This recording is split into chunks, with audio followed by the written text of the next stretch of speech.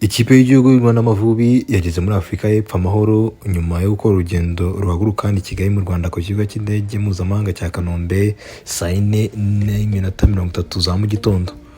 Amavubi yakoze urugendo rw'amasaha 3:50 yerekeza mu mujyi wa Johannesburg mu gihugu cya Afurika y'Epfo.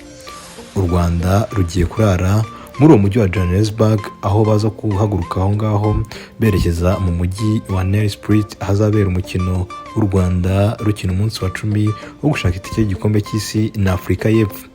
Abasore b'u Rwanda nyuma yo kujya muri Afurika y'Epfo bahise bakora imyitozo yo muri gym bitegura uwo mukino uzaba ku itariki 14 z'ukwezi kwa 10 2025. Mukomeze kubana natwe mu kumbuga zigiye zitandukanye by'umwihariko mudusura kuri website wanditse www.thedrum.rw. Ngiye kuri mikoro yari Mugisha Emmy Calvin.